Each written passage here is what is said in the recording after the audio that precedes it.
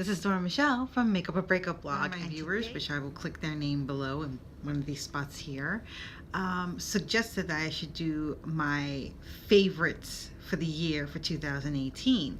So many products came out last year, and even more are coming out this year. Now, I can't obviously review them all, and my pocketbook is only so much. So I'm going to be focused on drugstore because that's where I get the bulk of my makeup from, is from the drugstore line. I didn't know how to start this. Should I just start with the initial care and then move forward? So if I don't have the actual bottle or brand with me, I will post a picture of it somewhere here and link their website in the description box below. First off, as far as starting off with my face, I use generally the makeup eraser, which I think I will post a video somewhere around here. I tend to use the makeup eraser with just plain warm water and remove the makeup from my face. And then afterwards, I'll use a quick toner, like let's say the Pixie Glow Tonic, and use that with a cotton pad to erase any residual makeup that may be on my face before I go to sleep at night. Okay, so on a clean face that has been moisturized, I pick up any moisturizer. I'm not really dedicated to one in particular, although one of the ones that I did reach for heavily this year, it was not a drugstore item, and it's called the Peter Thomas Roth Water Drench. And despite the fact that this is kind of expensive, this is like a $52 bottle. That's about a little tub that's about this big, which I think I've showcased on several videos of mine during the year. This stuff my skin just drinks it right up into the skin, and I do it around my face as well as my neck, because oftentimes we neglect our neck, and our neck has skin there too, and we need to take care of that. And so I just massage it into my face. I let it sit for a little bit, and then I start doing my general hair care, and then my face care. But if I run out of the Peter Thomas Roth, which I just have, I don't have another $52 just hanging in my pocket to buy a new one, so I look for products across very similarly. So I have been using the e.l.f. Oil Control Liquid Lotion as something to moisturize and prime my face. It has tea tree oil, and it smells so delicious. The tea tree smells amazing. It smells clean. It doesn't smell perfumey. If you're not into any scents or perfumes, then obviously this may not be for you, but for me, it works. Okay, now what else would I use? Obviously, if it's on a regular makeup day or even a special occasion day, I tend to start prepping the redness in my face and looking for something to correct it. So I will either use a concealer and then just, that's it, put a little powder and I'm set for the day along with some blush, or I'll go full out with a foundation. The foundation that I found that has been the one I've reached the most for, there is a tie, but I'm going to show you number one first, and that is the Catrice HD Liquid Coverage. This stuff is amazing. Amazing. This has been compared and has been called a dupe for the Fenty foundation. I love the scent. Some people, again, are extremely sensitive to any kind of scent or odor in their makeup. They may not like this. Me, I don't have a problem with this. This is my darker one that I had bought, and I found it was a little too dark for me, but I made it work. I just love this stuff. This is creamy. Let me see if I can put this on here. It comes in like a drop, like this.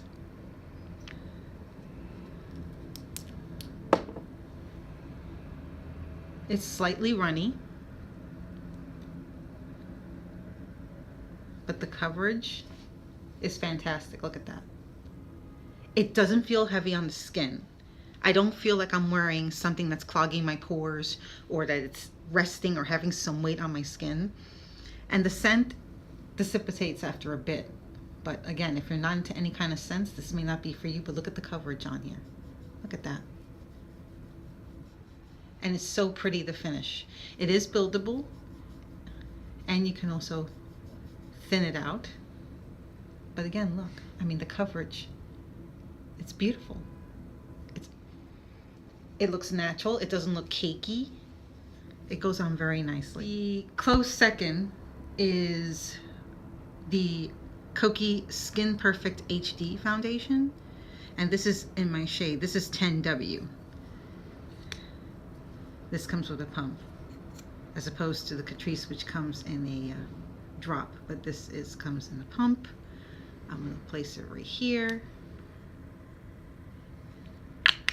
I might put this on my face today. I don't know. Let's see. So this is the Catrice. This comes off a little thicker, but you see the coverage. I'm putting it right on top of the Catrice one. You see it kind of matches my skin better. And it covers the other one, which is here. It's also very beautiful to apply. You can build it up as well and thin it out. And it doesn't feel heavy. It doesn't feel cakey. It doesn't have a scent like the other one does. So for those who are sensitive to scents, they may want to try the Kokie one. But I mean, look at that. See?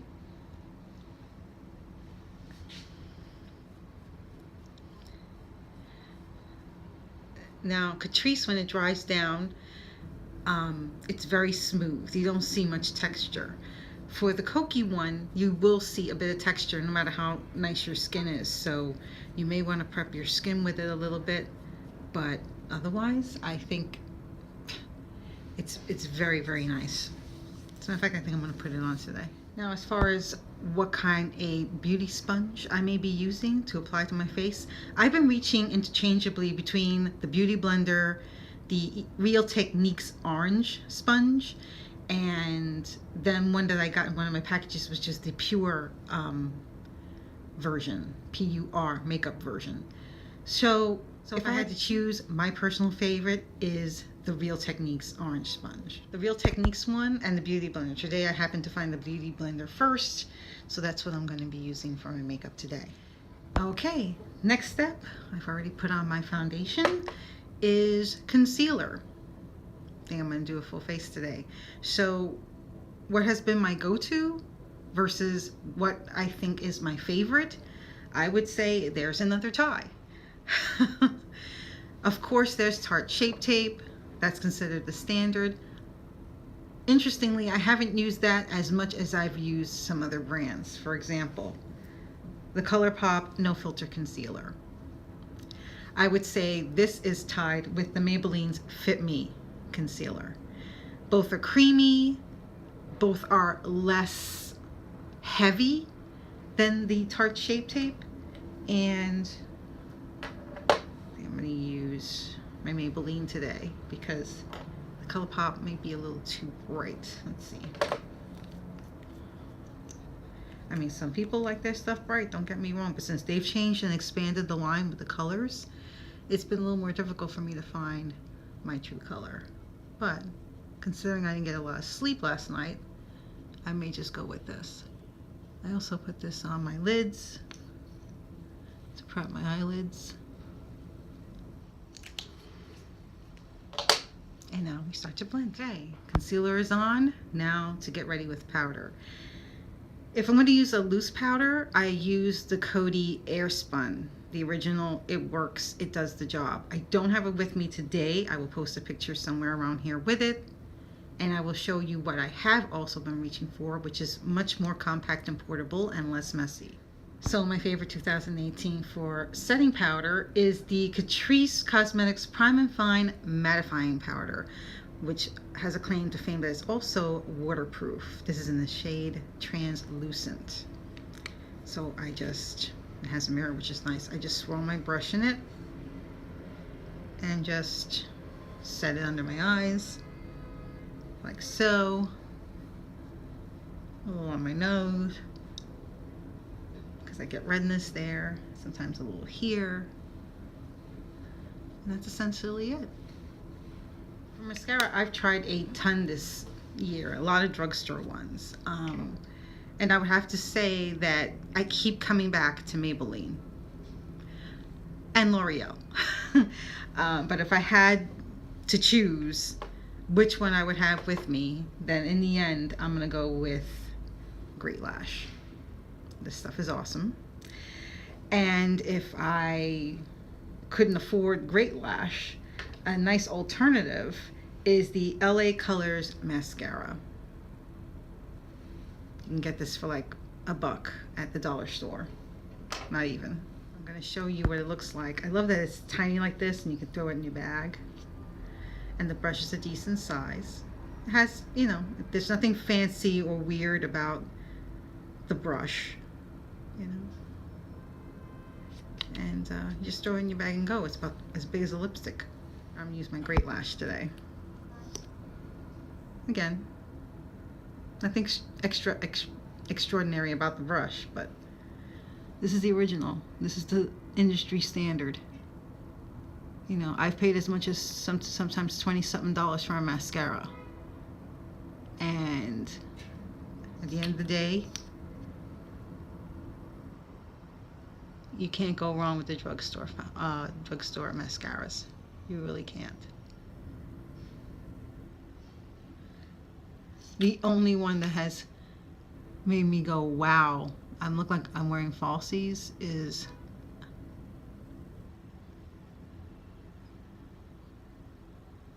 Benefits They're Real. And that costs quite a bit. Now, eyeliner. Eyeliner, I came across a couple of good ones this year, and I have two that I like to point out. There's Kokie's, and Kokie's is the Velvet Smooth Eyeliner. This one's in forest green.